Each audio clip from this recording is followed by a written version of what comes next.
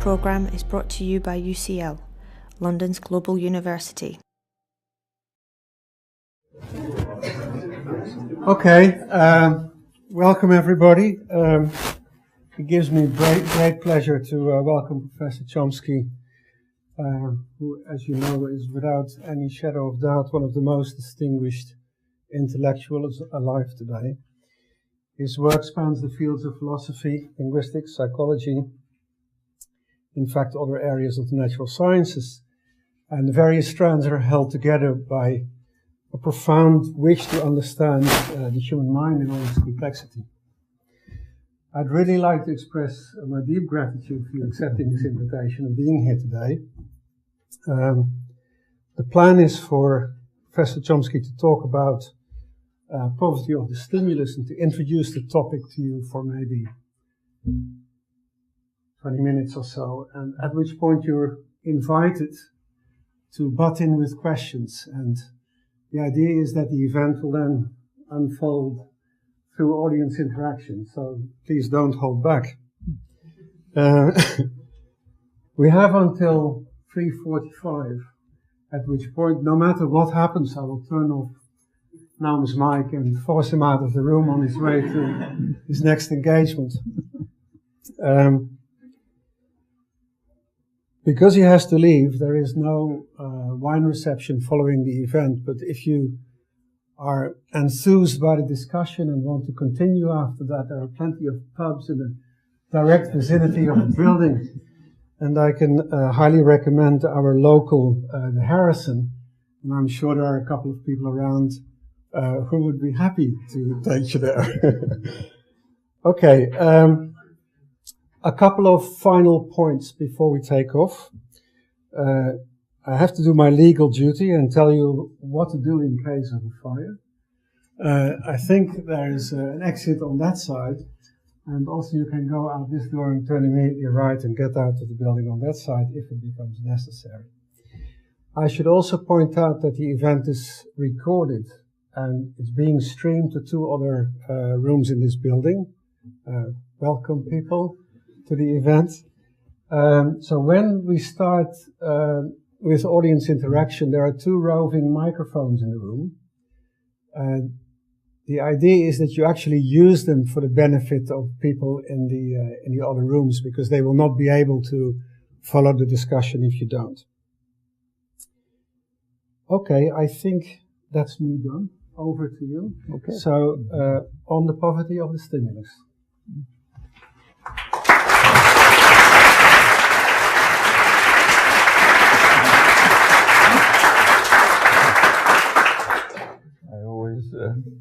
Enjoy listening to security announcements. One of my favorites is Cape Cod near Boston. There's a nuclear power plant, so they have to have lots of instructions for how to get off the Cape. There's one bridge off the Cape, and every evening it's impossible to get off it because there's too much traffic. You know, if they ever had to evacuate the Cape, it would take weeks probably. Anyway, you might be off before the second explosion takes place. Well, poverty stimulus is a very strange concept. I mean, intellectually, I think there's just nothing to it. It's truism, but it's a very contentious issue, and especially in the cognitive sciences, generally parts of linguistics too. And I think it's about the only interesting thing about it that I can see is why it's considered a contentious issue. That tells you something about the cognitive sciences, which I think linguists ought to know, at least from my point of view. That's the natural home. And to me, it looks like a kind of pathology in the cognitive sciences, but of course that's symmetrical, so cognitive scientists see it as a pathology of the kind of linguistics I do. But anyhow, I think that's worth working through, not just to understand it, because in many ways the future of the field depends on resolving this. If linguists can't make it clear to the immediately surrounding intellectual community that they're doing something worthwhile, there's really no reason why the field should survive. And it won't.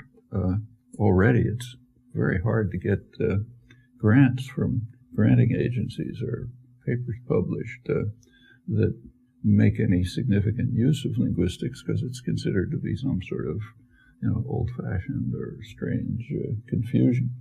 And that's going to increase unless these problems are resolved wherever the pathology lies. Well, the issue of poverty, the term poverty of stimulus is only used for language, which itself is very odd, because the same question arises in every area of growth and development. There's always poverty of stimulus. I mean, that's as old as David Hume, meaning the data alone can't account for the growth and development of any system, any organic system, including cognitive systems. And that's should be a truism. In fact, it is outside the study of language or higher mental faculties in general. So the question arises for language if you think that there is a process of growth and development in acquisition of language. So if you think it's a fact that an infant, a human infant, placed in a normal environment will somehow extract from the environment instantaneously, actually intrauterine, we now know, will extract from the environment data that's language related, which is an extremely tricky process. Nobody knows how that's done. In fact, it's barely beginning to be investigated, and it's quite hard to do. You just get this massive data. How does the infant know that some of it has to do with language? Anyway, that happens almost instantaneously, reflexively, and then it appears equally reflexively, pretty much. The system develops and becomes what you and I are now using. Well, if you think that's a topic, then the question of poverty of stimulus arises. If you don't think it's a topic, then the problem doesn't arise. And in fact, a very strong tendency in the surrounding fields, and indeed in the immediate history of linguistics as well, says it isn't a topic. That what the study of language ought to be is organization of the data in a corpus, or discovering the statistical regularities in speech. And if that's the topic, then there's no poverty of stimulus problem. Of course, the problem is still there. You're just saying, not the kind of topic I look at. And in fact, that's what linguistics has been, not in the very distant past. So if you go back to, say, the 50s, the most influential philosopher, one of the most influential modern philosophers, and the main one who had tried to say something about language was W.V. Quine at Harvard. And he had a very simple answer to it, which was quite influential, that a language is just a fabric of sentences associated with one another and with stimuli by the mechanism conditioned response. And conditioned response is supposedly pretty well understood, the way you get a pigeon to peck and that sort of thing. It's now known that conditioned response probably doesn't even exist, but if it does exist, it's nothing like what it was thought to be. But the idea that that's what a language is essentially eliminates any serious question of poverty of stimulus, because the question's answered. It's just like, the way pigeons learn to peck, which turns out not to be the way they learn to peck, but aside from that, of course, there's some very serious problems with this account, but they were raised but ignored. One is a very obvious one. How do you even know that a particular piece of behavior is a sentence? I mean, if there's just a collection of things that develop by conditioned response, what makes some of them sentences? If you have no conception of language apart from that, then there's no way to pick out those bits of behavior that are sentences as distinct from those that are, basket weaving or something else. Another obvious problem is that system's going to be finite. And Quine, of course, understood perfectly well that a language is unbounded, infinite. So there's a slight problem there, how a finite system can also be infinite. But that was overlooked, and plenty of other problems. Part of the reason it was overlooked was that essentially the same view was held by linguists. Of course, incidentally, on this view, language is just going to vary accidentally. There's essentially nothing to say about language. Each person's individual history of conditioning is going to be totally different from the next person, his twin brother, and obviously different from people elsewhere. So essentially nothing general to say about language beyond whatever conditioning is. And that, in fact, was the view held by linguists. So the famous comment by Martin Jost summarizing structural linguistics. He was one of the most sophisticated theoretical linguists of the time, actually a natural scientist and so on.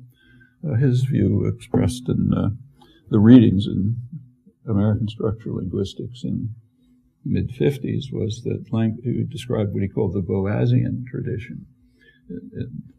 Whether Boas would have agreed is another question, but the Boasian tradition, which is that languages can differ in arbitrary ways, and crucially, when you study the next language, you should not have any presuppositions about a language might be. It would undermine what you're doing. It would be bringing a bias that shouldn't be there, because languages can vary arbitrarily. He probably didn't mean this literally, but it sort of, I'm sure he didn't mean it literally, but it kind of captured if you like, a kind of mood. Incidentally, pretty much the same was true in biology at the time.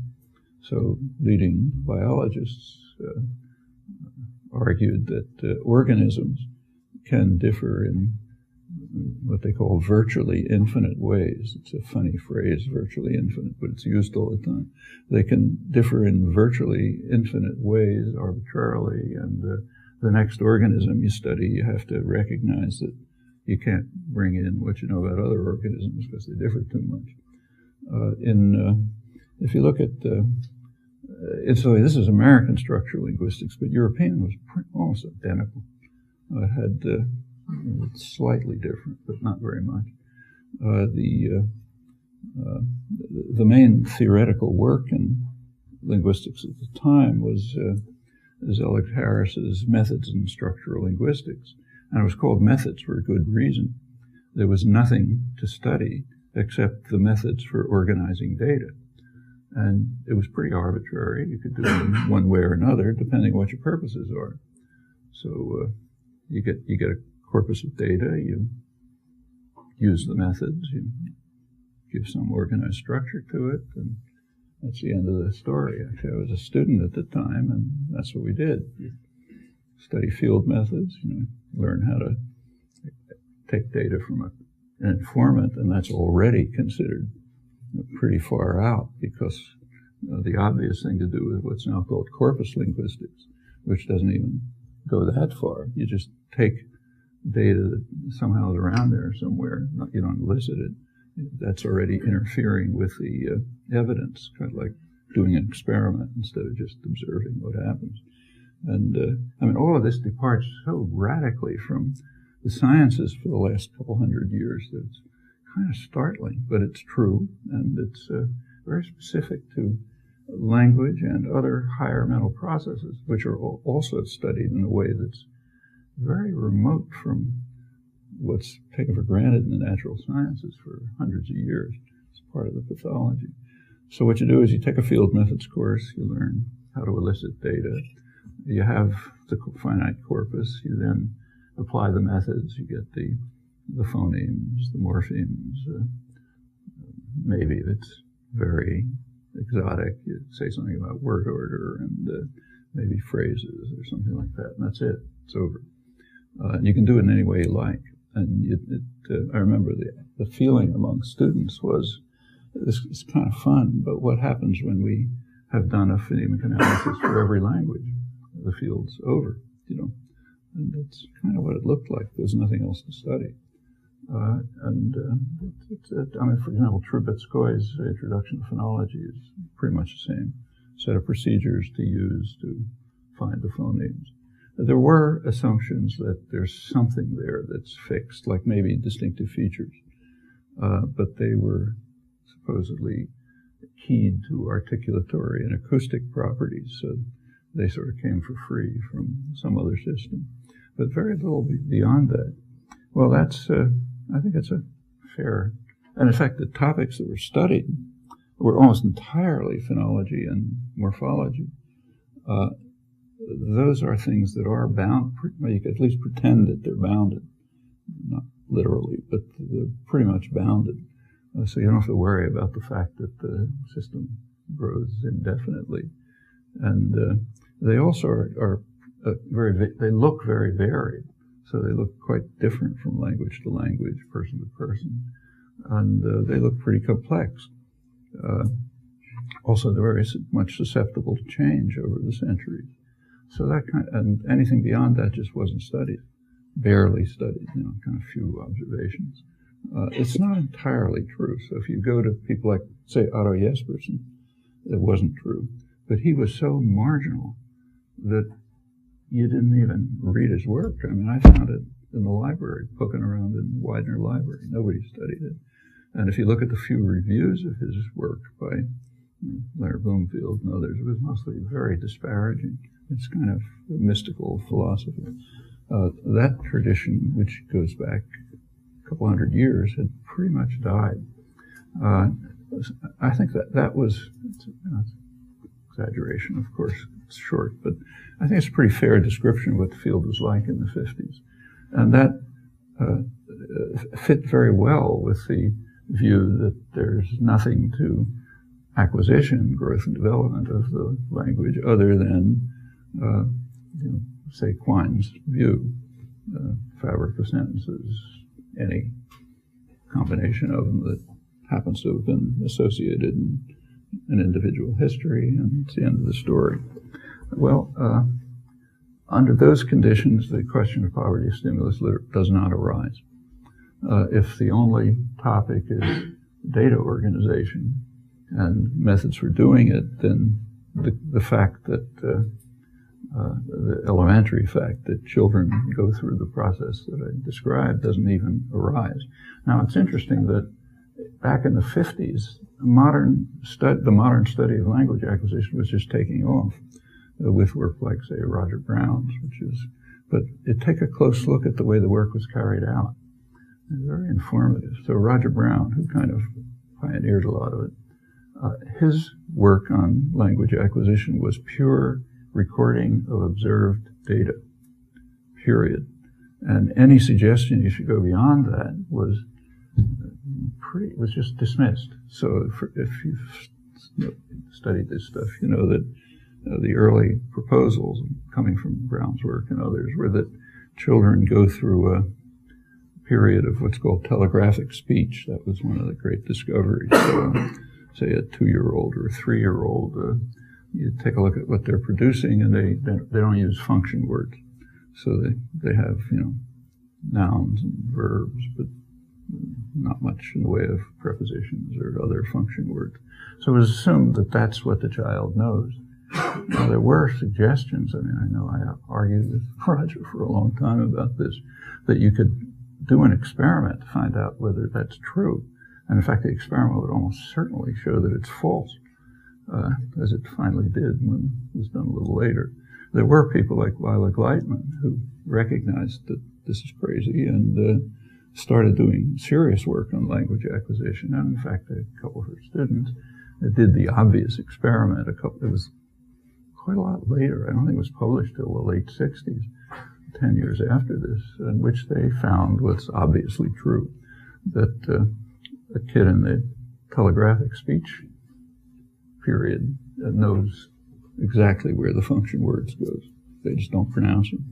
And you can test it in perfectly obvious ways. So take, have the mother speak to the kid in 3 different ways: in telegraphic speech, which is supposed to be their own language; in normal speech; and a third category in telegraphic speech with the function word, say, randomly distributed. And you get exactly what you'd predict. Kid can't understand telegraphic speech at all. It just sounds like gibberish. Similarly, the randomly distributed ones just confuse. And normal speech I understand perfectly. So what that means is obvious, that they actually have the whole thing in their heads, and for one reason or another, they're not producing it. It took a long time for this to become the way in which language acquisition is studied. And up until today, it's still, by now, it's kind of like a regression. It's considered an exotic way to do it. You just should look for statistic regularities in the data.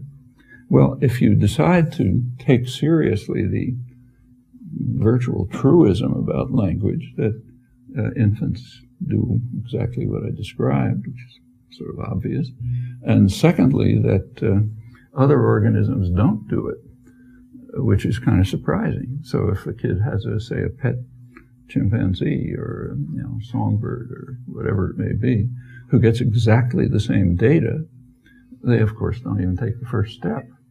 They don't pick out language-relevant data from the environment, which ought to be surprising, especially with recent studies of chimpanzee auditory systems.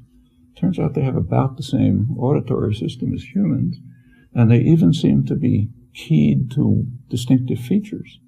So this special responses to what we consider distinctive features for language. So it looks like they're getting essentially the same information, but whenever it gets inside, nothing happens to it. It doesn't go anywhere. Songbirds have something like a kind of a syntax. Some of them do, and it's sort of interesting, but obviously they can't do anything like this.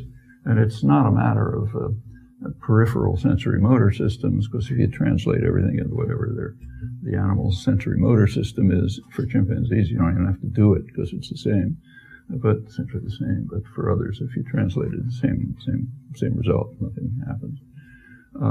So that's two trivial facts. One of them, language acquisition. Two, the fact that it's only special about humans. And elementary rationality tells you, or should tell you, that there's some genetic property of humans which determines that they can do this. There's a name for it in modern linguistics. It's called UG, which is totally misunderstood even by a lot of professional linguists. It's confused with something different, universal grammar in a sort of traditional sense, collections of generalizations about language, say Greenberg's generalizations, which are very valuable, and it's useful to have Greenberg's generalizations. Generalizations about some complex system are going to have exceptions. It'd be a miracle if they didn't, because the generalization is typically based on interaction of lots of different factors. And the deviations, the exceptions, are very important. They don't throw out the field the way it's understood to happen these days. They tell you exactly where to look for something interesting. So to take a classic analogy from the physical sciences, back in the mid-19th century, observations of planetary motion showed that Uranus does not have a perfect elliptical orbit. Something's going wrong with it, the perturbations of the orbit. Well, nobody said, let's throw out Kepler's laws and Newton's laws. What they said is, okay, let's try to figure out why. Well, pretty soon they found Neptune. Okay, then the explanation works. And it's exactly the same if you look at language. So take, say, ECP, for example, principle that determines that for English you can say how many cars did you wonder if the mechanics fixed, but you can't say how many mechanics did you wonder if fixed the cars. It's a fine thought, you can express it in a paraphrase, but you just can't say it for some reason. So that's an instance of ECP. Well, it's a generalization. And it was noticed, I think over 30 years ago, that there's exceptions. Luigi Rizzi was the first person to point out that it doesn't work for null subject languages. There, the sentence is fine. You know? Well, again, our rational reaction is not, okay, no generalizations, let's throw out the field. But it's exactly what Luigi did, which most of you know. He pointed out that the null subject languages, if you look at them carefully, at least the ones he was studying, like Italian, have another position from which extraction can take place. They have a post-verbal subject position. You can extract from that position. It doesn't violate ECP. So, yeah, that's kind of like discovering Neptune. And that's the way generalizations and exceptions to them should be regarded. Those of you who are familiar with the literature, that's very far from true. Exceptions to generalizations are regarded as somehow lethal demonstration that the whole field is wrong. Another very famous recent paper that circulated all over the place, which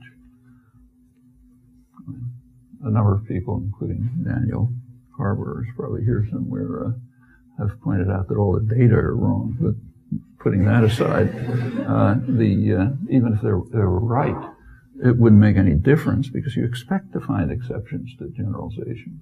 UG, on the other hand, is exceptionless. That's the genetic property that humans share, and there's very good evidence that they in fact share it. There's no known group differences among detectable ones, at least, for acquisition of language. There are individual differences, kind of at the fringes, but I don't think anybody's ever detected a group difference, which itself is kind of interesting. It means that ever since humans left Africa and started spreading all over the place, maybe 50,000 years ago, there's been no evolution. That's important. There's a field called evolution of language, which has a burgeoning literature, most of which, in my view, is total nonsense. But anyway, it's growing. In fact, it isn't even about evolution of language. It's almost entirely speculations about evolution of communication, which is a different topic, you know. And it's kind of a natural topic to look at if you're caught up in another myth, a misinterpretation of evolutionary theory, which holds that changes take place only incrementally, you know, small change and another small change, and you know, finally you get complex organisms. That was believed at one time, and you can find sentences in Darwin you can quote if that's the Bible. But for a long time, evolutionary biologists who understood it doesn't work like that. You can have quite sudden changes, small changes that lead to huge phenomenal differences. And in the area of communication, you can mislead yourself into believing that since every organism you think of, from bacteria to humans, has some kind of communication system, so maybe our communication system is just a slight modification of, you know, primates or whatever you like. It's undoubtedly not true, but at least you can delude yourself into believing it. On the other hand, language, it just seems totally separate. There's nothing even remotely analogous, nothing at all homologous as far as anyone knows. The few things that look similar, like, say, songbirds, are at such a distance from an evolutionary point of view that it's just got to be convergent evolution to the extent that there's a similarity. And there's interesting questions you can study, but only if you take biology in the last 50 years seriously. If you're back to the pop Darwinism that you learned in 8th grade, that's no good, you know. Anyhow, the fact that there's been no evolution in 50,000 years is interesting. If anybody really wants to study evolution of language, it raises a lot of questions. I don't want to get too far from poverty of stimulus. The poverty of stimulus question will arise if you recognize the two things I mentioned. Infants almost reflexively acquire language capacity, and in fact, as we now know and learn more and more as experimental techniques get better, they know an awful lot of it before they exhibit anything. In fact, it might turn out they know almost everything by the time they're say, a year and a half old. There's actually some evidence for that. But maybe not every word or something, but the basic structure of the language. Interesting evidence, in fact. But that's one fact. And the other fact is it's uniquely human. From those two facts, it follows there's got to be a genetic component, and some aspect of it has to be unique to humans. That's elementary. So that's poverty of stimulus. End of discussion in a rational world. But we don't live in a rational world. The world we live in is one in which, and in fact the environment that immediately surrounds linguistics, the intellectual environment, and in fact includes a lot of linguistics. In that environment, UG is a kind of a dirty word. If you want a grant from the National Science Foundation, you better not include that in your proposal. It will be knocked out before it even reaches the review board. And the reason is that it's just got to be true that something like what Quine said is correct. That nowadays it wouldn't be put in terms of conditioned response, but in terms of what are called sophisticated Bayesian techniques. If you want to get a grant approved, you have to have the phrase sophisticated Bayesian in it. And you also have to ask for an fMRI, even if you don't have anything to do with it. You know? But if you meet those two conditions, you might make it through the granting procedure. But if you use a dirty word like UG and you say there's something special about humans and you got to find out what it is, that pretty well rules it out. I'm not joking. I have concrete cases in mind of very good work that just can't get funded because it doesn't meet these conditions, right at MIT, in fact. But well, let me go on with that. Okay. So what do we actually find in the field surrounding us? Actually, I don't want to talk about. I'll give an example just to illustrate. The current issue of the main journal in cognitive science, called Cognitive Science. There's an article that just came out a week or so ago by two researchers and basically connectionists, neural net researchers, Luxo and Calvo. And the title is, How Many Mechanisms Are Needed to Analyze Speech?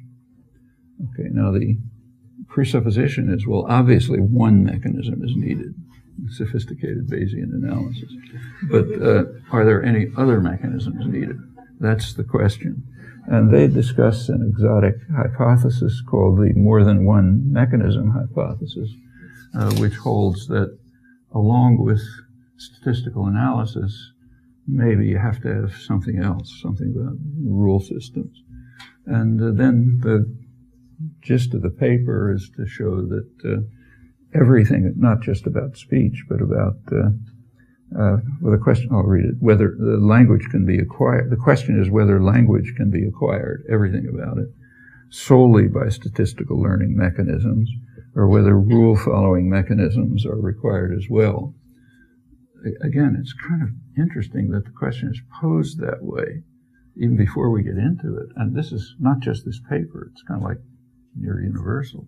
It's interesting because if you look at statistical methods, the results are virtually zero. There's almost nothing that has come out of it. I'll come back to more details.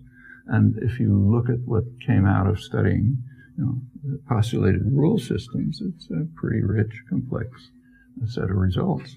But the assumption is null hypothesis, just statistical methods, with the usual words tossed in like sophisticated Bayesian. Those of you who know anything about sophisticated Bayesian methods know that it's fine statistical technique, but whatever data you've got, virtually no matter what it is, you can find a Bayesian analysis that will model it. It's because you have enough leeway in formulating prior hypotheses, hypotheses about how to evaluate evidence and so on. That's been pointed out over and over. But, if you think that the field is just about modeling data, that's not a problem. In fact, that's an advantage. So whatever the data is, language, some, mirror image language, whatever it may be, anything, you can discuss a model, and that's called a success interestingly. Actually, that's a new notion of success, which has never existed in the natural sciences. It's never been, I mean, people do try to model data, but in order to try to discover what the principles are that lead to the account of the data, maybe a model will help you. No, I don't think there's anything in the history of science that has ever considered modeling of data to be a successful achievement, except with regard to language. And it's not done today either, elsewhere in the cognitive or biological sciences. So, for example, take, say, bee communication. Nobody, if you try to get a grant from the National Science Foundation in which you say, I'm going to put aside all these complicated experiments that bee scientists carry out, like, having bees fly over a lake to see if an odor trail is something that they follow, or, blinding one of their eyes or some other complicated thing. I'm not going to do any of that. I'm just going to construct a sophisticated Bayesian model which will account for massive number of videotapes of bees swarming, okay? So, these bees are humming around the hive, and some guy comes back and goes like that, and everybody else goes off to the hive, and everyone's happy. So you take a lot of tapes of that, endless numbers, do a lot of analysis of them. You get a pretty good account of what happens when bees swarm, and furthermore, you get a pretty good prediction of what's going to happen next time. A far better prediction than bee scientists can give or would care about, for that matter. So you're done. We can stop the complicated experiments. In fact, you can do the same with physics. So if you take a videotape of what's happening outside that window there, leaves moving around and all kind of stuff, and do a complicated statistical analysis of, pile of videotapes, you get a pretty good prediction of what's likely to happen out of the window next. Again, far better than what any quantum theory professor here can predict. And they can't even explain, as Hilary Putnam once noted, why a round peg won't go into a square hole. That's considered too complicated to investigate, and certainly aren't going to try to explain what's happening outside the window. So, okay, we can throw out the physics department and just do sophisticated Bayesian analysis.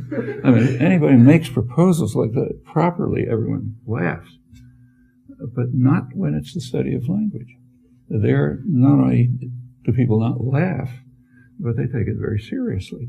And in fact, it's kind of squeezing the space in which a topic that tries to deal with questions rationally in the manner of the natural science in which that topic can survive, the field can survive, which is worth thinking about. Well, let me go on with this paper.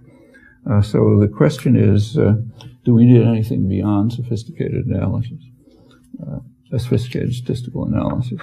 And then it goes on to point out that the idea that everything could be done by statistical analysis, kind of, cognitive scientists came to understand that when a paper came out by Safran, Aslan, and Newport about 15 years ago, showing that in highly simplified artificial languages, you could, children and adults could pick out, could identify statistical transitional probabilities.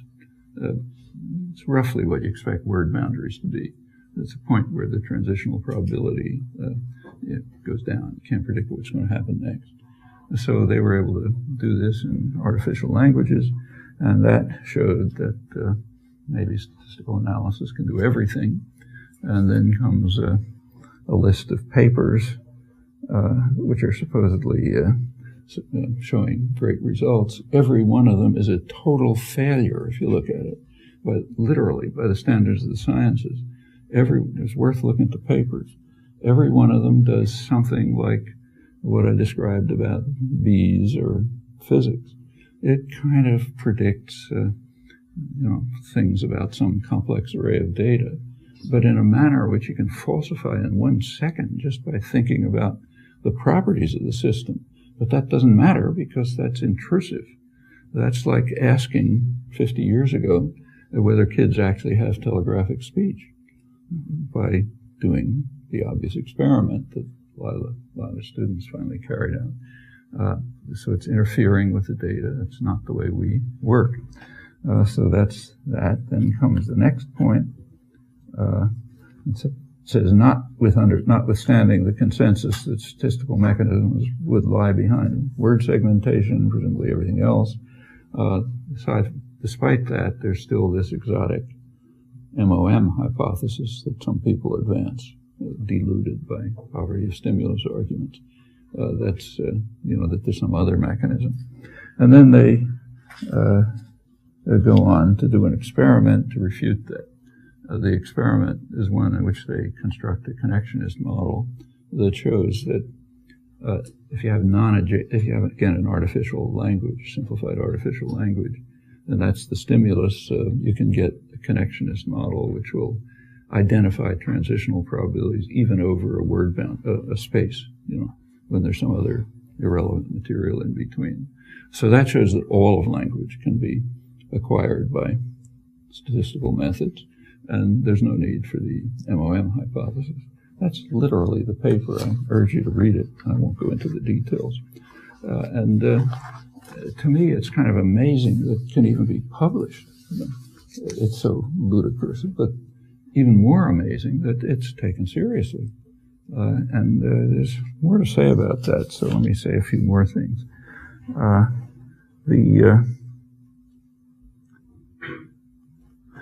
Actually, there's a couple of things wrong with this hypothesis that just even take the quite trivial question of word segmentation.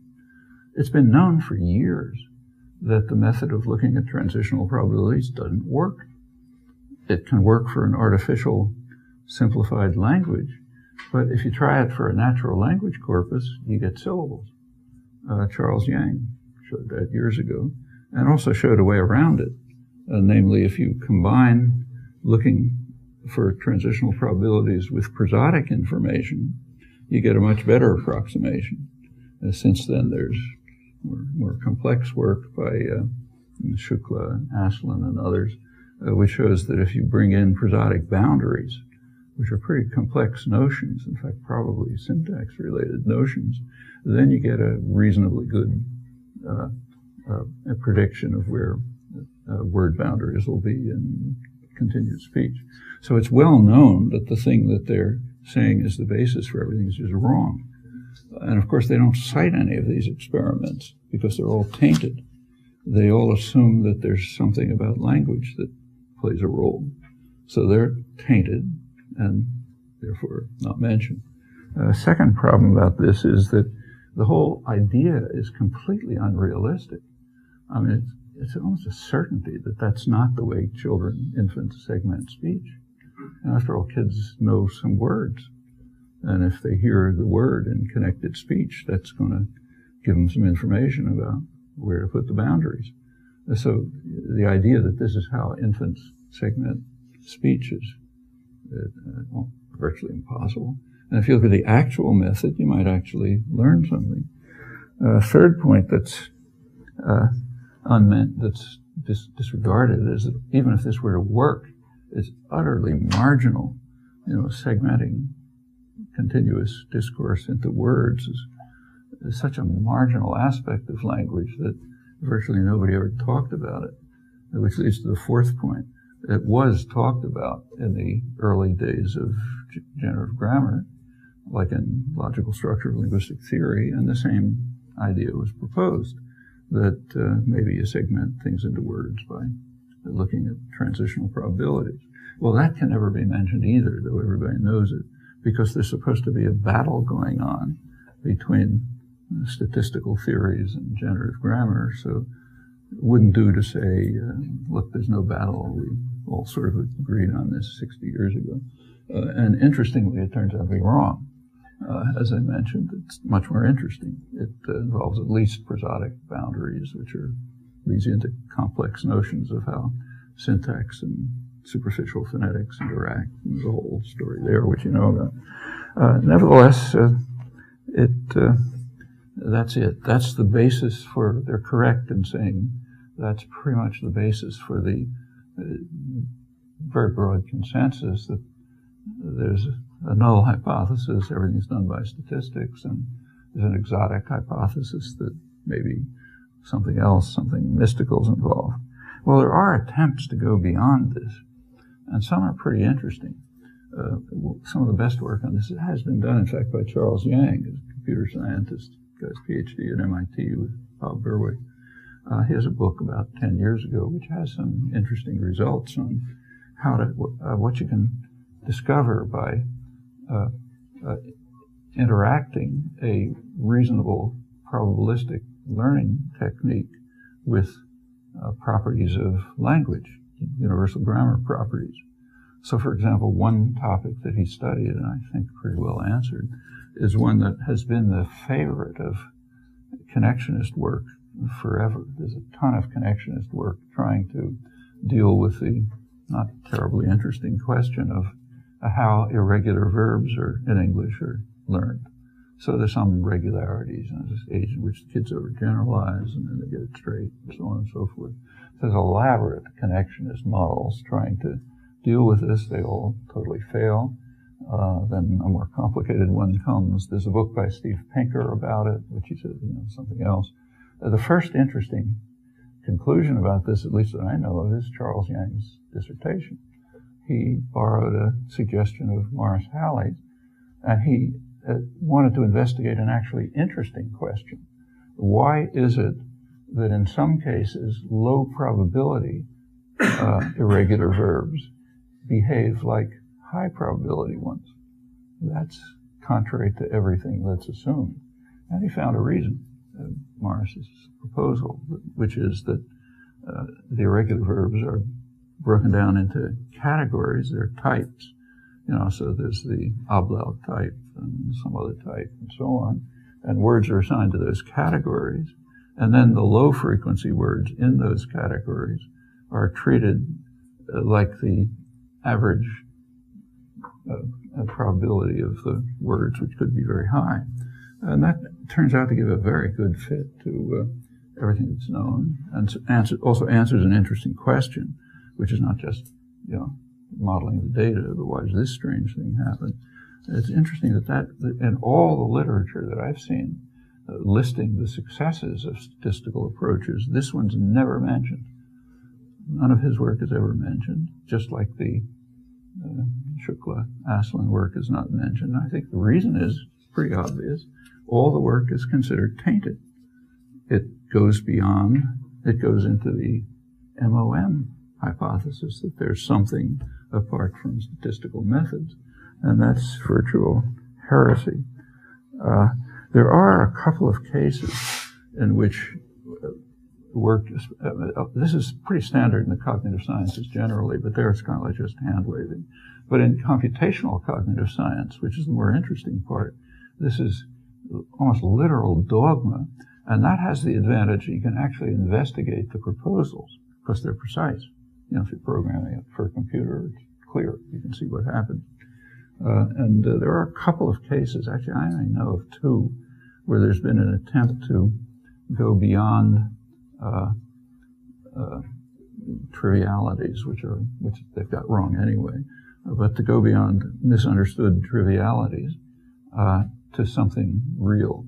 Actually, two cases that I know of. One of them is kind of a small industry, and it's concerned with an interesting question, a question that arose about 60 years ago when the first work in generative grammar, what von Riemsdyk and Huybrechts called the generative enterprise, when it just began, as soon as it began, and as soon as you asked the question, well, what could be the process that determines the expressions that you use and understand, and what could be the common basis for them. As soon as that question was open for discussion, and something quite interesting happened.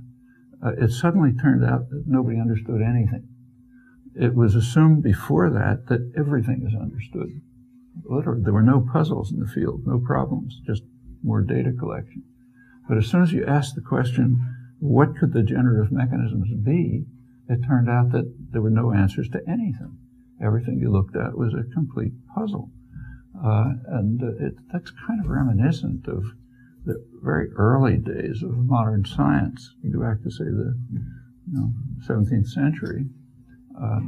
Just think about simple things. You probably all know this, but they're worth thinking about, because it's very much like science in that period in this field.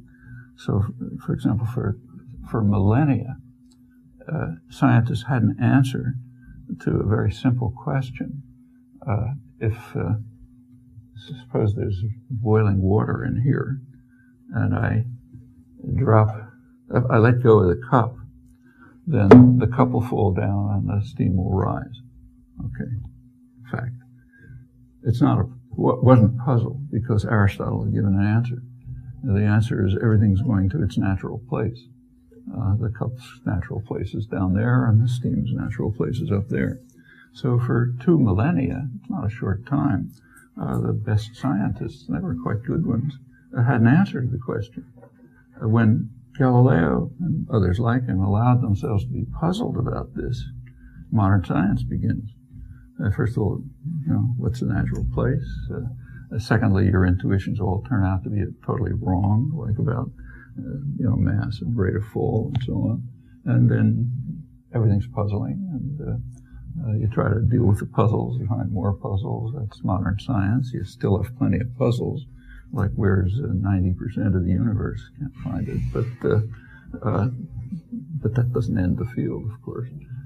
And that's why they have a huge machine in CERN in Switzerland that's trying to find, Higgs bosons and that kind of business. But everything is puzzling. You try to deal with the puzzles.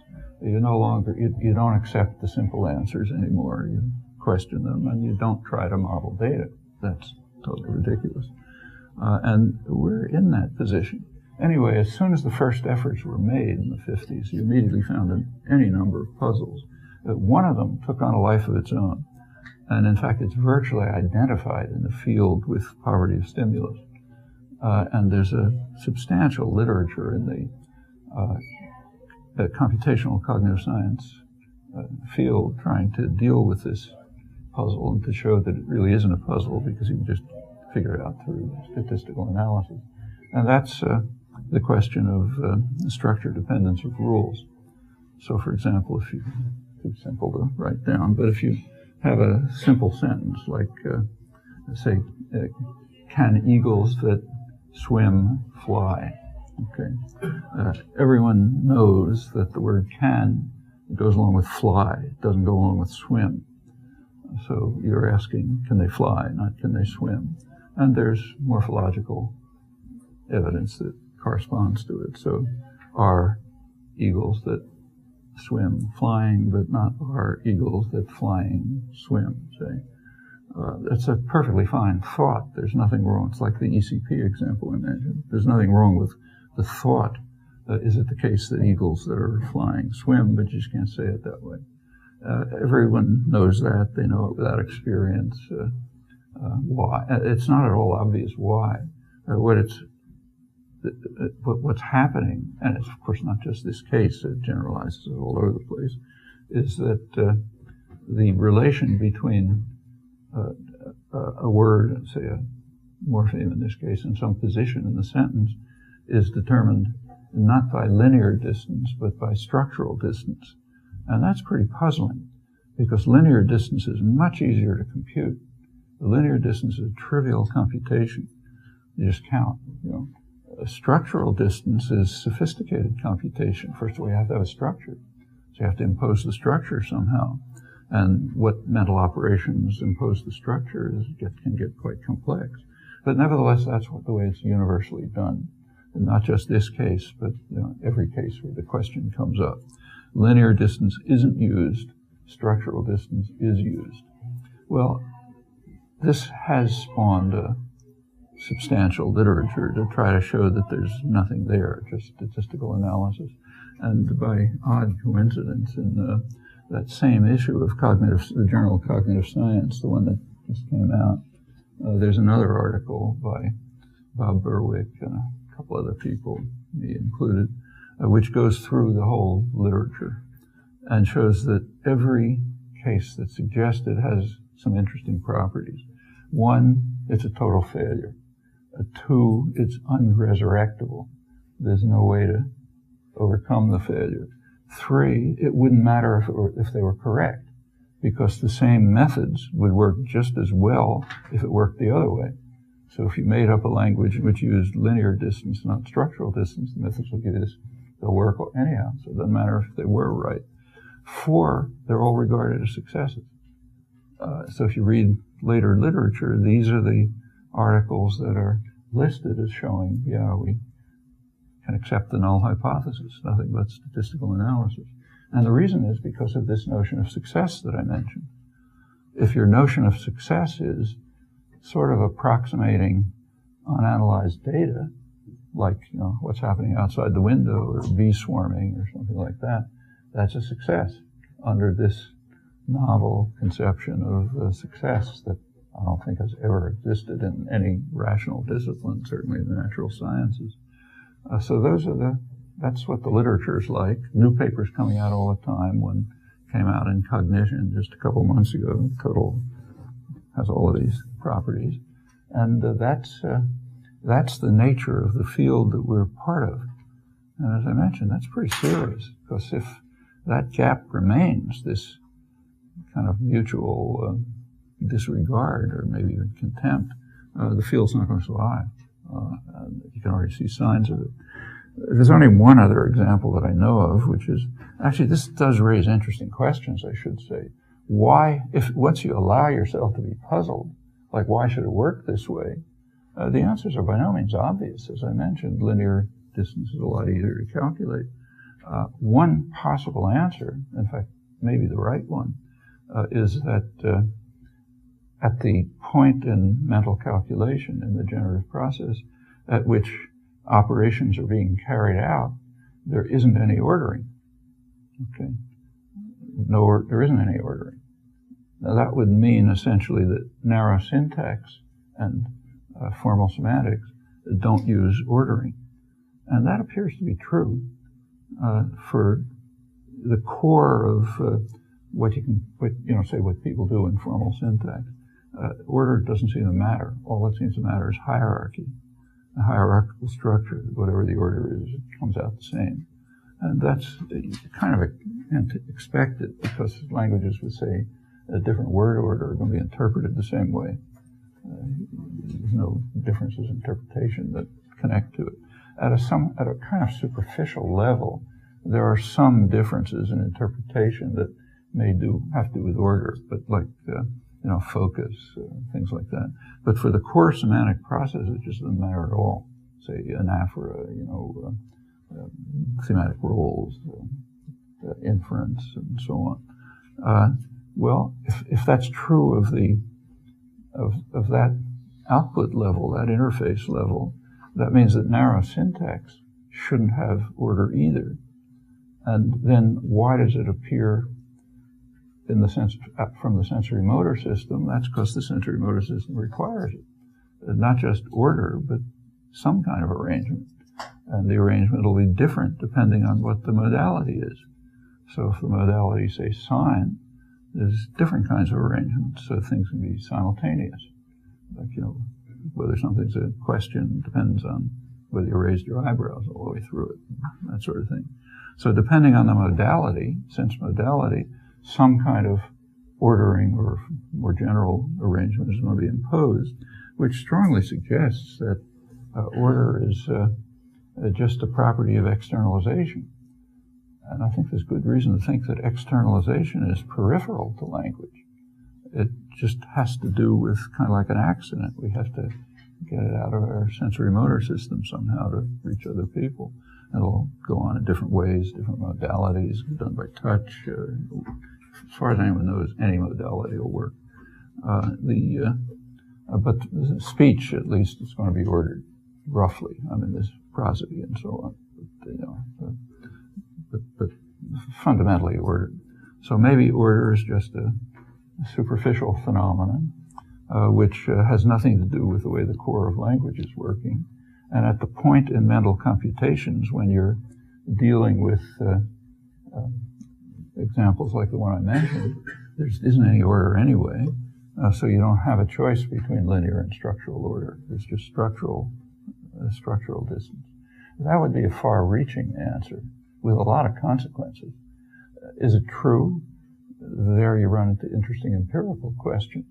Like there is serious empirical work arguing the contrary, like Richie Keynes, for example, who argues quite interesting ways that order is more plays a bigger role in the core processes than just externalization. So now you have an interesting question, the kind that you hope to find in research. You have empirical evidence that seems to go both ways, and you have conceptual evidence that goes only one way. Well, what do you do in those cases? Okay, here research intuitions diverge, so there's no point arguing. My own feeling is the way you should go is assume the conceptual arguments are probably right and try to find a way around the empirical arguments, but that's not so simple. Anyhow, the point is it goes into interesting directions as soon as you look at the problem seriously. As soon as when you just throw, sophisticated Bayesian at the problem, there's nothing interesting that comes out, and it all fails, and it's called a success. And that's pretty standard in the field.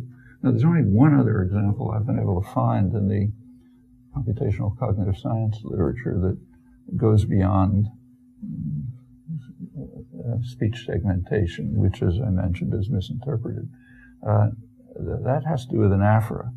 There's a paper by Chater and Christensen, two of the main people in the field, who suggest that anaphora, this isn't statistical, they say that condition A of the binding theory is just a normal cognitive process, a process of trying to resolve a problem as quickly as possible. So the anaphor picks the closest antecedent so as to resolve it as quickly as possible. So takes they expect to see each other. Each other is looking for an antecedent. The closest one is they, so gets that one. You've got condition A of the binding theory. You don't need any UG, just simple cognitive processes. And it takes about 1 minute to find counterexamples, and everybody knows them. And furthermore, they were all well known before the article appeared. So to take the most obvious, suppose you stick who in front of the sentence. So who do they expect to see each other? Okay, doesn't work. Intuitively, it's obvious why it doesn't work. There's a hidden antecedent that's blocking they each other relation. It's the subject of see, except it's not pronounced. So it's what you're hearing in your mind is something like who do they expect who to see each other, and the who is the closest antecedent. So that's the one you're going to find. But you can't get that out of data. You can't get that from analysis of data. In fact, to try to figure out why that's happening takes you deeply into questions of how what UG is, how mental operations work, what the general procedures are. You get into questions of reconstruction, all kinds of interesting topics. But all of that is off the agenda. You have to get the answer from just simple data processing of exhibited data. And once you point this out, along comes some more complicated statistical analysis. All missing the point, that there's a very simple analysis, but it involves non-trivial phenomena. Well, as far as I know, that pretty much encapsulates the field. I can't find anything else. It's worth looking at carefully. You guys are too polite. You're supposed to be interrupting me. I can go on indefinitely. So stop me. Yeah. So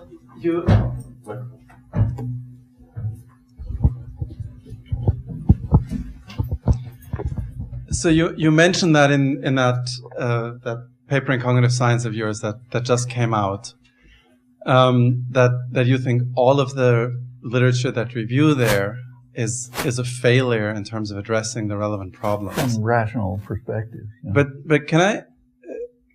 So I I don't quite agree with that assessment. For example, so if you take the work by Amy Perforce and her colleagues. Right. The one that just came out in Cognition. Yes. Yeah. So I think you can, what you guys point out is correct. They don't give us semantics, so they don't. No, that's not what we pointed out. So they. That's not what we pointed out. It's much more trivial what's wrong with it. Amy and Josh Tenenbaum and others don't want to hear it, but actually that paper demonstrates zero. If you take a look at first of all, the idea that it has anything to do with structural distance is not true. It says nothing about that. But there's a narrower claim. They argue that they can show that they can give an explanation of why children acquire hierarchical structure. That's supposed to answer a question. But take a look at how they show it. They invent 3 possible systems. One of them is finite. So you throw that out instantly. You can't have a finite system with overflow memory in no time. So that one's out. The other 2 systems are hierarchical. So of course you pick a hierarchical system when those are your choices. Now they redefine the notion hierarchical to try to get out of this. Of the 2 systems, one of them is strictly right branching. And they say, okay, well, that's not really hierarchical. It's just as hierarchical as anything else. It just happens to be right branching. But even if we accept that, option is thrown out in 1 minute by discovering that they're phrases. So if you have the sentence, the man saw the boy, and you know that the man is a unit, okay, that throws out the linear one, the right-bounded one, the right-branching one. So of the 3 systems proposed, one of them is totally impossible because it's finite, so it's never even considered. The second one is refuted by virtually the most elementary observation.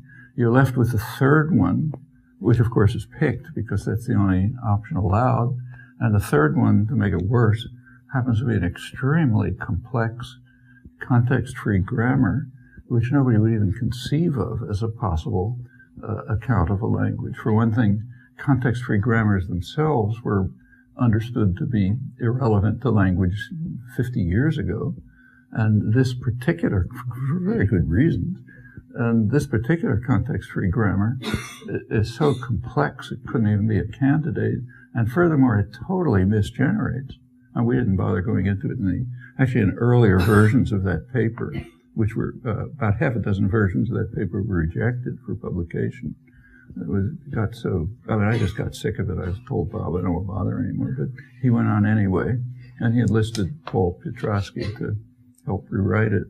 And I kind of agreed to put my name on it, but without much enthusiasm, because the published paper, in my view, is so simple-minded that it's almost embarrassing. There's a long discussion of poverty of stimulus at the beginning, which is okay, but it's the kind of thing that anybody ought to know in kindergarten. But the trouble is, without putting that in, they wouldn't consider the paper. So I did agree to have my name on it, reluctantly. But the third proposal, at the earlier versions, we went through it in detail. I can send you earlier drafts if you want to see it. But the proposed context-free grammar is wild. It not just partially misgenerates, it radically misgenerates in the simplest way. So it isn't even a candidate, but since it's the only candidate in their 3-option system, that's the one people have to pick. So the fact of the matter is the paper has 0 results. And it's not because it doesn't give us semantics. That's more sophisticated. Of course it doesn't give us semantics, but...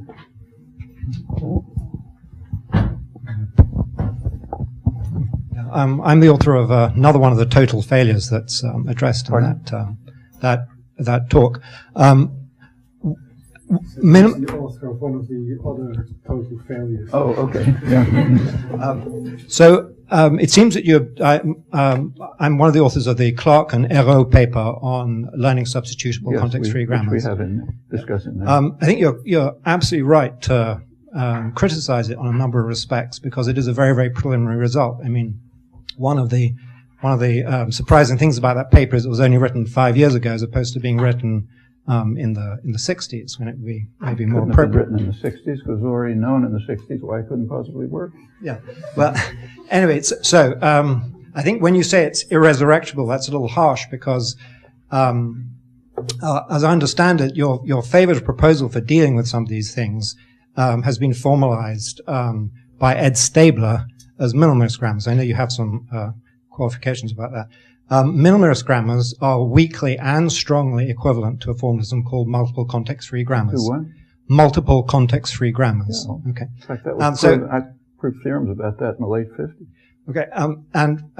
And recently this work is being extended so that it can learn a large subclass of multiple context-free grammars. Yeah. Okay. So in fact, there's a theorem about that in 1959, which basically captures the result, which points out that context-free grammars are strongly equivalent, hence of course weakly equivalent, to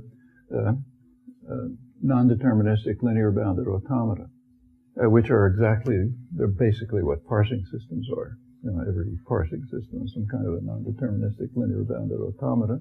So yeah, they can get results which are strongly equivalent to a context-free grammar. Yeah, but that's from 1959. Yes. Well, multiple context-free grammars are different formalisms. Context-free grammars will give you the same result. Yeah, and it didn't mean anything then, and it doesn't mean anything now. Part of the reason it didn't mean anything then was perfectly well known. Context-free grammars are no use for language. Yes, I understand. This formalism, though, involves something that is formally equivalent to movement and can handle displaced constituents. That's right. There are a lot of ways of handling it, all wrong, because there's an elementary way of handling it, which comes for free.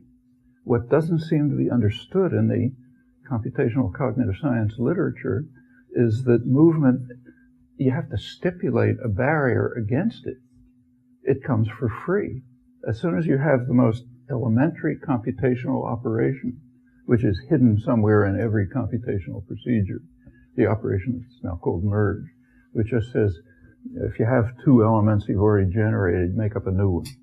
Okay, every computational procedure has that hidden in it somewhere. So you just say, let's suppose that's the only operation.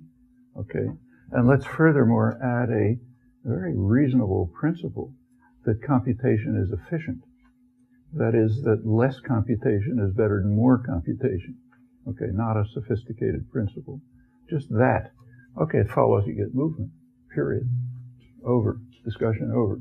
Yes, I understand that, but you still need to have a story about how this might be acquired. What?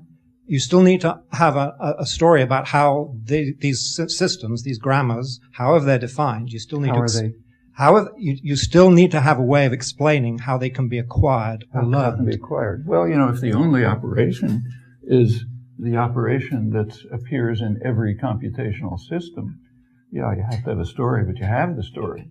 You have, it's a fact that somewhere along the line in evolutionary history, at some point, uncontroversially, that humans got the capacity for unbounded computation, which means at the very least, they had to have the minimal computational operation, namely merge, maybe a lot more, but at least that. And if they have only that, and the general principle of keeping computation efficient, which is a natural law, that's on a par with, meiosis giving spheres, not cubes. You don't have to argue about that. If that's the way it is, well, the question's over. I simply don't understand how that accounts for language acquisition, because there are differences between the different languages. The fact that whatever language acquisition is going on, it's going to have move, because that comes for free. Yes, I understand that, but the question is, how are these systems acquired? How does the child learn which items can combine with which other items? Which items different. Can be? See, then you're asking how do you learn that you can say that read combines with book and not with in. Okay, that comes from looking at data that's trivial. Okay, so. And in fact, these proposals say absolutely nothing about it. Okay, in which case, haven't you more or less conceded the point here you've more or less conceded the point that what acquisition does takes place through systems of data-driven learning? takes place when? Through systems of data-driven learning. How could it be any otherwise? I mean, otherwise I'd be speaking Swahili, you know. Obviously in any system of growth and development, whether it's the visual system, the immune system, the language system, whatever you like, there are always several factors that enter into it. That doesn't matter. Can't use these things anyway. Any such system, just virtually by logic, and it's never even questioned in the biological sciences because it's so obvious, is going to involve external data, which have an effect on the way it develops. So like in the visual system, it's known that if you manipulate early visual stimulation, you get totally different visual systems, radically different. Data, some sort of genetic component, which for cognitive systems maps the data into experience, which is a different notion. And then you have natural law. And that's true for everything. So if it's true for everything, it's going to be true for language. So in the case of language, the data could be the data from English, it could be data from Swahili, whatever it is. That's going to have an effect, just like manipulation of the early days of visual experience will have an effect, in fact, a gross effect. The genetic component is what we're trying to discover. That's UG. And natural law will be things like computational efficiency. Well, okay, that's not enough to answer everything, but that's the framework of any answer. So of course it'll involve data. Okay, well, in which case, why do you object to these concrete proposals Because the with associated mathematical theories and theorems that prove they're correct? No, to explain this. I oppose them because they are totally wrong. They're based on assumptions which are untrue. When the results are proposed, they're wildly off, and you know why they're off. They're off, and there's a fundamental reason why they're off, because they're off for the same way it would be off for to propose an alternative to physics of the kind that I mentioned. Let's just do data analysis of what's happening outside the window, and we'll get some kind of model, and we'll be able to predict pretty well what's happening next, way better than the physics department. But people laugh about it because it's right. You should laugh about it. And when you do that with language, you get equally laughable results. They're wildly wrong. There's no way to correct them. And they're called successes. And it wouldn't matter if they were right. So if you take the paper you're mentioning, I mean, essentially the same methods would work for an invented language which kept to linear order rather than structural order. Essentially the same methods will give you the result for that. Well, you know, that's enough to tell any rational person, look, this is off the track. I mean, there's a property we're trying to discover. Why do you use structural order, not linear order? And it's not just for this example, can eagles that swim and fly. It's for every example in every language where the question even arises. Okay, so for making a proposal that even if it worked, would work for this case and would work equally well if the opposite were true and doesn't apply to any of the other cases that are all over the place, that's just not a rational procedure. It's never done in the sciences. But these approaches have strong, I'll finish now. But these approaches do have strong biases, and they have a strong bias towards a certain class of hierarchically structured representations. And the difference is that rather than the acquisition being done by sort of parameter setting or something else, it's done by distributional learning, by examining patterns in the data. Yeah, you seem to have a deeper objection to that class of model. No, I think that's fine if you get any results. But when the results are all zero, and it wouldn't matter if the facts were the opposite, you'd still get results, and it doesn't apply to the next case you look at, then why bother? Nick, did you want to follow up? I saw your hand earlier. Oh, yeah. Well, I wanted to ask about the G in UG. So you mentioned the G, why G as in grammar. So you mentioned that there's something special about people which allows them to acquire language and animals don't. That must be right. But if that logical necessity is all that's driving the concept of universal grammar. That seems a very weak Oh, terribly weak. That just tells you got to look for it. But so is there? If we take some other universal, but Pardon? if we take some other universal, but something else that's universal among people, but not animals, say music, then you could say, well, therefore there must be universal music too, and that's fair enough. Of course, but then that's true of everything. But then the natural question is universal music and UG, are they in fact the same thing? Exactly, and that's a question that's, of course, being investigated. In fact, there are classical examples that go way before that. So just take a look at the history of the theory of evolution. I mean, the co-founder of the theory, Alfred Russel Wallace, raised a very serious question like that. This is, well over 100 years ago. He pointed out that all humans have arithmetical capacity, but he pointed out secondarily it's never been used. If you take a look at the history of the human species, for like 99% of it, the capacity was never used. And even at the time he was writing, whatever it was, 1880, a very small number of people have the ability to implement the capacity. So how could it be that everyone has it? Well, it couldn't have come from natural selection. That's obvious. So he concluded that there's a paradox. He said there's got to be some other principle of evolution beyond natural selection. And he and Darwin disagreed about that, but the problem was left. How do you account for this universal capacity since it couldn't have developed through natural selection? And there's a plausible answer to that, I think. I've written about it. I think the plausible answer is that if you take the core computational principle of language and you merge the lexicon to a single element, you get arithmetic. So it could be that this thing just piggybacks off language, which shouldn't surprise anyone. It's a digital infinite system, and they're very rare in nature. And language is a digital infinite system, so, maybe it just piggybacked off it. Once you have language, you have the basic core combinatorial operation of language. You restrict the lexicon to a single element, then it turns out you get a model of arithmetic.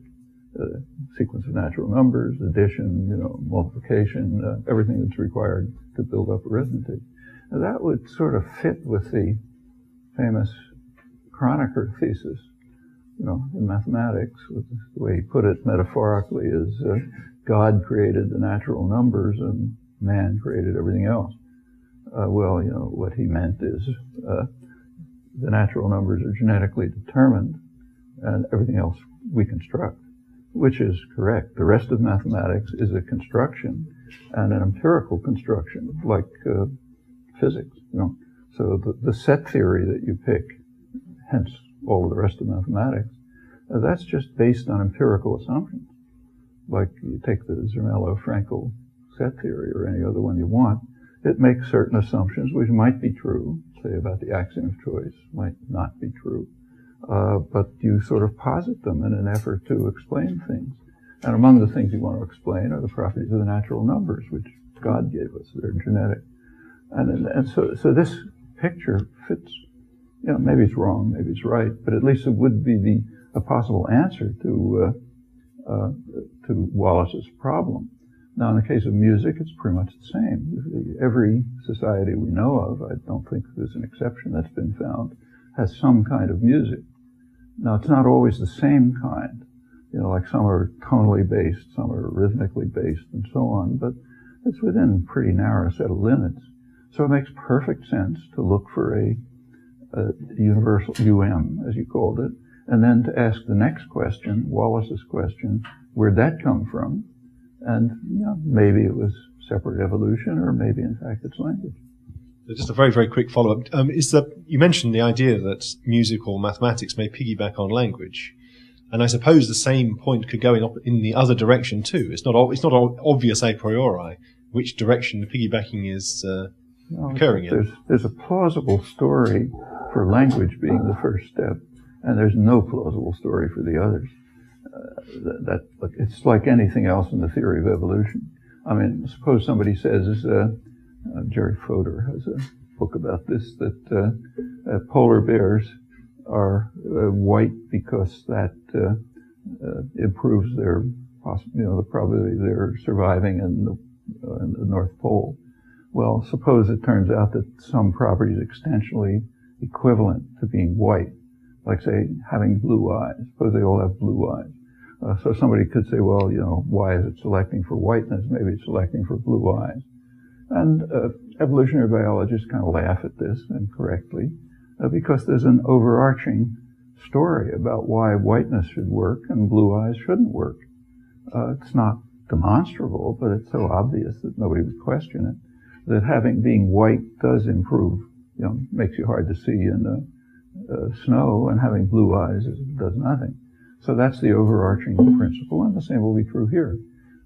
There's a very plausible story about how language could have evolved and had selectional advantages, which could then have been simplified to some other capacities. But I don't think anyone's ever proposed a plausible story for how it could come from music. I was wondering if your criticism of purely statistical approach could be applied to the exemplar theory, which whether the criticism of the statistical approach could be applied to exemplar theory. Which is getting popular in phonology and phonetics. Yeah, I don't know what it is. What's exemplar theory? It basically says that instead of following the rules, we memorize individual items, everyone that we encounter in life, and that's what acquisition does, and that's just memorizing the individual example. Right. Yeah. I mean, since it's a finite system, you can't disprove it, but it's so outlandish, it isn't worth thinking about. I mean, if that were true, literally, if that were true, just think it through. That means you could invent a language in which every example was unrelated in its structure to the next example. There wouldn't be any rules at all, and you just have to memorize everything that comes along. And what this theory would be predicting is that's just as easy to learn as a language where there's rule following. And without doing the experiment, perfectly well, it's not going to work. It's the kind of experiment you don't bother trying, because as soon as you think about it, that's not going to work. So, in syntactic structures, you gave a very prescient footnote, giving some credence to the idea that statistical modeling might be helpful in processing the kind of grammars that you were talking about. It's not, that's obviously true. In fact, we give examples. My question is, do you think that might be also apply to Jenny Safran's work, and that she's giving some very useful word boundary candidates, maybe augmented with some prosodic information, which happens to be exactly, for UG to work with? Not only that, but it was exactly what was suggested in Logical Structure of Linguistic Theory in 1955, and at that point, that seemed like the only possibility. So what Safran and the rest have shown, think they've shown, is that what was assumed to be necessary may be possible. That's what their paper was. And then, as I said, later work showed it's not even true. Because, in fact, Yang and Shukla and the rest showed it doesn't even work. As soon as you go beyond the simplified artificial language, it just doesn't work. Those techniques essentially give syllables. But if you combine it with things like prosodic structure, which is not a trivial property, involves all kind of things, then you get good predictions. So I'm not objecting to the paper, but I think it should be understood. The paper has the properties I mentioned. First of all, it's essentially studying in an artificial context, which what was assumed, in fact taken for granted, to be true 50 years earlier in a natural context, point number one.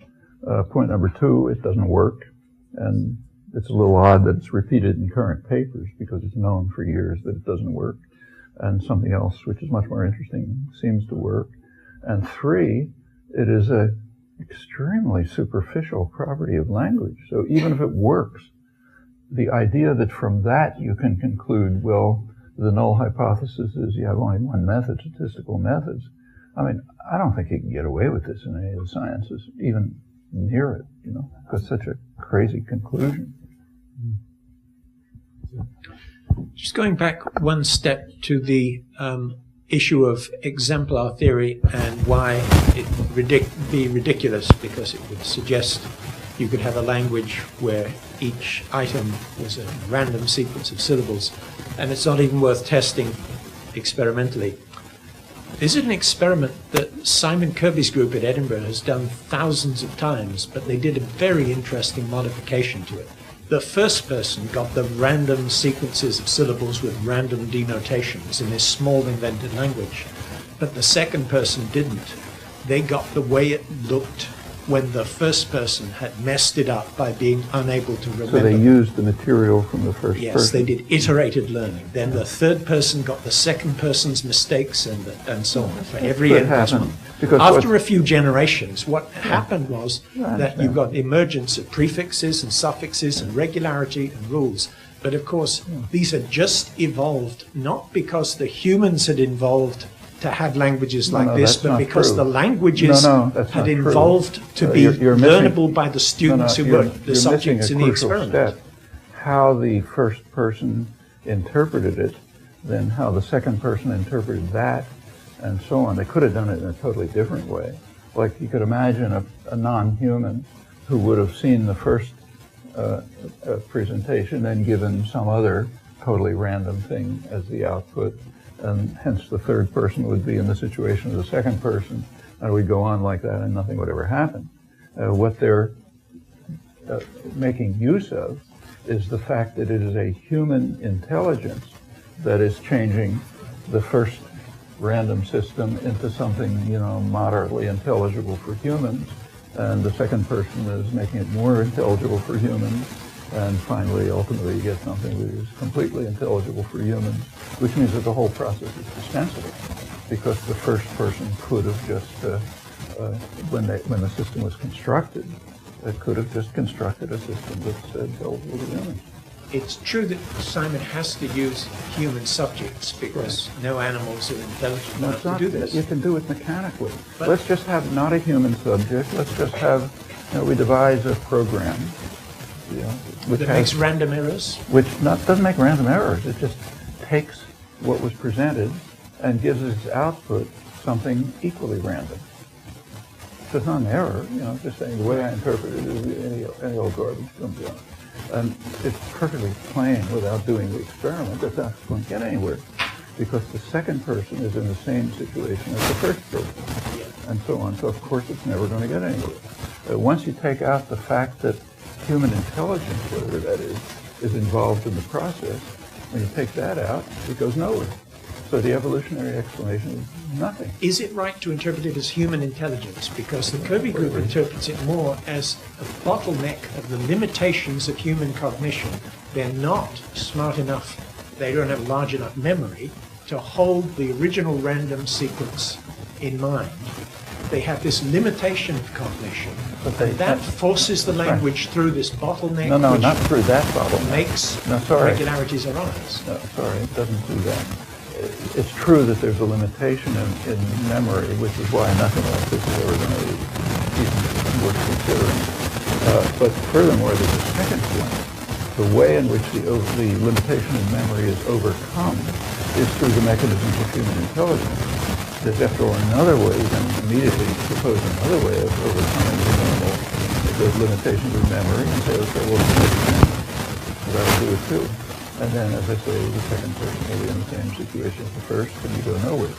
So when you drop out of it the fact that whatever human intelligence it is, it's interpreting the information in a specific way, you drop that out, you get nowhere, which tells you that the whole proposal made no sense, because you can just reduce it to the first step.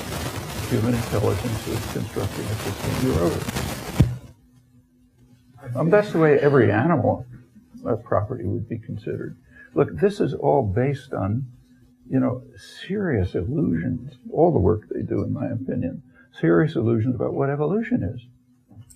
I mean, it's all based on the assumption that evolution is a process in which a small change takes place.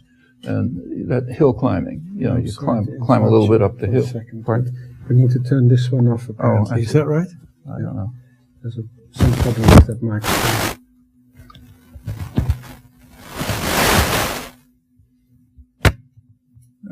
Is this working? Yeah, okay. Well, there's a kind of a pop-Darwinian concept, which no biologist believes, which is that they used to maybe 50 years ago, that evolution is a process of kind of small steps of hill climbing. So, you're sitting at the bottom of the hill, you make a move, you're in a new position, maybe to improve things, you go up the hill a little more, and finally, after a lot of small steps, you get somewhere. Yeah, that doubtless happens, but a lot of other things happen. And for example, it's been known for 40 years, ever since the discovery of regulatory mechanisms by Monod and Jacob, that very small changes in the timing and organization of regulatory mechanisms, the kind of genes that control what other genes do, they can lead to huge phenomenal differences. I mean, when Jacob wrote about this in the 70s, which I quoted in books at the time, he pointed out that it's perfectly possible that some minuscule change in the timing of regulatory mechanisms could carry you from an elephant to a flea. Now, that seemed a little exotic then, but with the work of recent years in what's called Evo-Devo, it's now considered quite possible. And in fact, many things like that have been discovered, where a tiny change in some regulatory gene leads to quite a different organism. And in fact, for example, it was thought for a long time that the eye was a big problem for Darwin, because it wasn't clear how you could get to a usable eye from small changes. And there have been proposals. Dawkins had some proposals. Ernst Mayr had proposals saying, well, there are ways of doing it, and it must have been so straightforward. It must have happened hundreds of times. Well, when it was finally learned how it happened with Walter Gering's work about 15 years ago, it turned out it probably happened once. And it happened once because physics and chemistry just don't allow any other options. And his conclusion, and I think it's pretty widely accepted now, if some biologists are around, you can say something about it, that all eyes, human, insect, mammalian, insect, a couple of others, basically derive from the same system, there's a class of molecules, opsin molecules, which have the property that they convert light energy into chemical energy. And some of these randomly found their way into a cell, whenever. And then there are certain physical possibilities for how systems can develop from that point. Like genes can be intercalated into gene sequences in particular ways, not in other ways. And if you work out those methods, claim is, you basically get the eyes that exist. He even suggests it may even be true of phototropism. I don't know if that's accepted or not. So it turns out, no, there weren't hundreds of discoveries of the eye. There were like one discovery with some minor modifications, and it all involves the same laws of chemistry and physics. I mean, the point, and that's, things like that are found over and over. The point is, until you have the answers, the speculative story, it doesn't tell you anything. In fact, it's what evolutionary biologists call just so stories. You see that something exists, you can make up all kinds of stories about how it got that way. None of them are worth looking at. You can make up another one. And if you ever find the answer, okay, you found it. It may have nothing to do with the calculations. And I think that's pretty much true of the field that's called evolution of language, which again, as I say, is almost entirely evolution of communication. And I think there are a few things that maybe you can say about evolution of language, not much, but a few that are not uninteresting. I mentioned one, that it hasn't evolved for the last 50,000 years. And in fact, if you go back about roughly 50,000 years before that, maybe double the numbers if you like, doesn't make any difference. You go back shortly before that in evolutionary time, there's no evidence there was language at all, which makes it look as though whatever happened was some virtually instantaneous change. I mean, numbers like that are extremely small from the point of view of evolutionary history. And of course, it's millions of years after the separation from any other species. I was going to say that seems to be a contradiction that you've run yourself into, because you were talking about the way radical changes in organisms could easily happen in rapid sequence in geological time.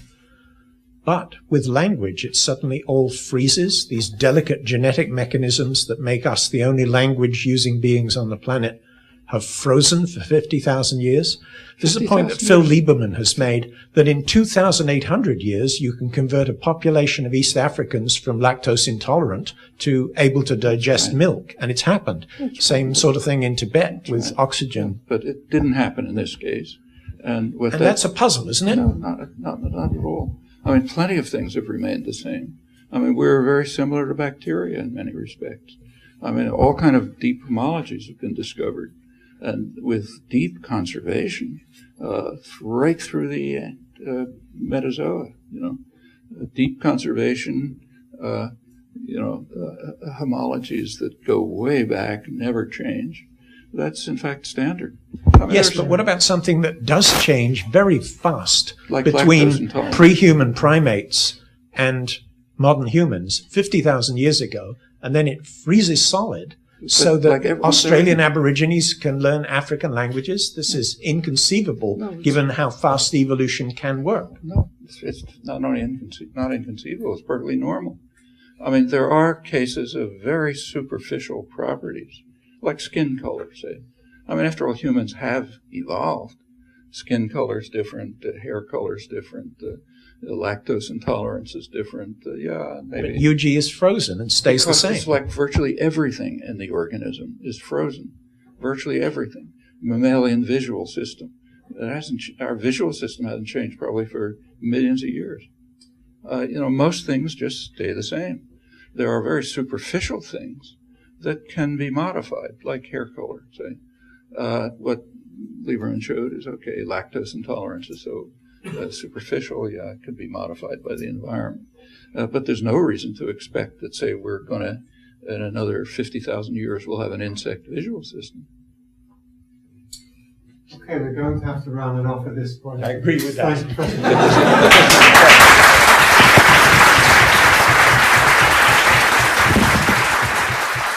To find out more about UCL, please visit us at itunes.ucl.ac.uk.